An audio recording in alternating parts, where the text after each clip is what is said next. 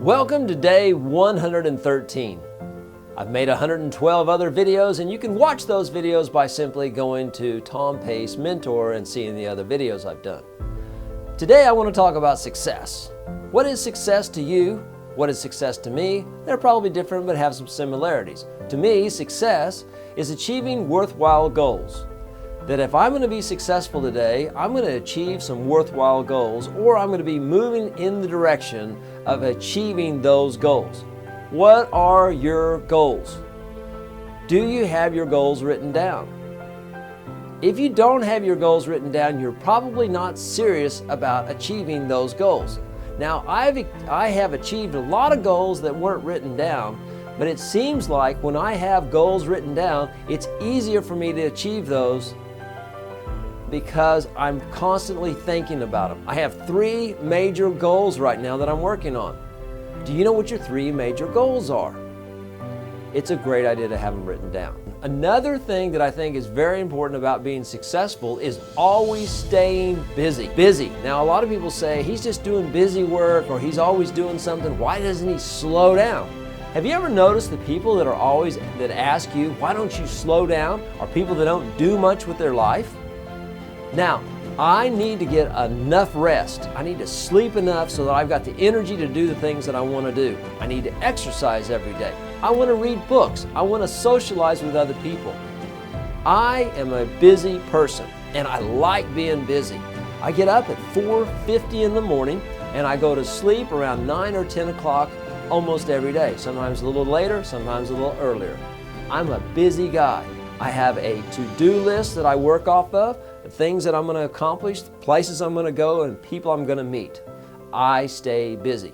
The happiest people I know are busy people. So when you get around someone that says, why don't you slow down? Why don't you relax a little bit? I do relax, but I have certain times that I relax. One of the things that I try to do is spend time with my family. Not only my wife and my children, but also my mother and my father, my mother-in-law. So on Monday nights at our home, we have family dinner. And everybody's invited to come over to our house for dinner on Monday nights. And it's a quick dinner. It starts at 6:30. It's over at 7:15. Dishes are done, put away by 7:45, and then I get time to relax. Last night, my relaxing time was I watched a movie. And the movie was called Wonder. Have you ever seen the movie Wonder? It was a great movie. My daughter Abby and I watched the movie together, very few interruptions, and I just felt really good after I watched the movie. You know that 90% of what we do is we do it by emotion. 90% of the decisions we make these decisions based on emotion, 10% on logic. So last night I wanted to relax. And so that's exactly what I did. I watched this wonderful movie. I got to bed at a reasonable time. And so this morning, I was up like 4:50 this morning, out of bed, did my push-ups. I've got these routines in my life. Do you have routines in your life? Now, some people say they don't want to have routines. They don't want to use a planner because they don't want to be anchored down to it.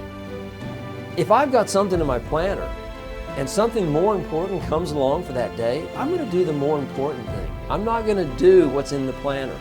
I'm going to skip those things. I'm going to readjust them. I'm going to put it into a time when I need to do that. Whatever, if it's paying bills or if it's making a phone call to somebody, listening to somebody, I've got it in my schedule, but it's adjustable, it's flexible. It's not like a prison. Really what it does, it gives me focus and it allows me to know what I want to accomplish during the day. Are you going to have a successful day today? How do you know?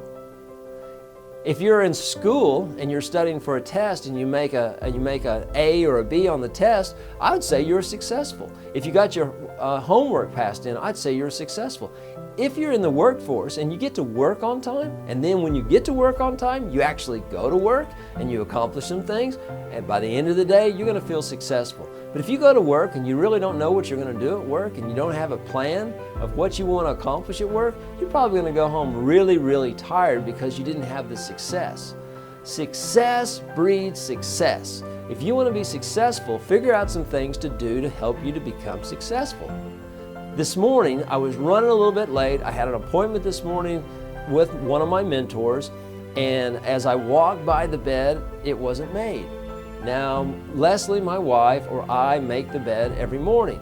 She was in the living room still reading, and I was in the bedroom. The bed wasn't made. It takes 30 seconds for me to make the bed. I made the bed. That one little success, I made the bed, I stood back from it, I saw what I did, I felt confident, I felt good, I did something productive. I was able to make it to the appointment on time this morning, but one of the things that I try to do every morning is I pray for 10 minutes. And this morning, because of my schedule, I didn't have time to pray and be on time to my first appointment. So I've got it. As soon as I get done making this video, I'm going to go to my office, I'm going to shut the door, and I'm going to pray for 10 minutes to face the day. And I'm going to pray for not only myself, but I'm going to pray for people that are around me. And I'm going to pray for different countries. I'm going to pray for North and South Korea. I'm going to pray for the United States of America. I'm going to pray for the President of the United States. I want us all to be able to live in a better world. I want the earth to be more loving and more kind. And so I'm going to do things today through prayer, but also I'm going to give away some purpose-driven life books today. I'm going to reach out to people and give them some knowledge through the books that we give away to help their lives be better. You can do the same thing. You can take a book out of your library that made a big difference in your life and you can give it to somebody. Or you can go to the bookstore, you can buy it on Amazon, buy some books, and give those books away to somebody else to make their life better. The more I give, the more I live. The more I try to help someone else, whether it's somebody in my family, whether it's somebody at work, whether it's somebody that I just meet randomly, I want everybody's life to be better. This Sunday coming up is going to be the Oklahoma City Marathon, 26.2 miles. Now, I've run over 50 marathons, or I should say I've done over 50 marathons. Quite a few of those marathons, not only did I run, but sometimes I had to slow down and actually walk. I did not stop. All the marathons I've ever entered into, I have done the desired goal.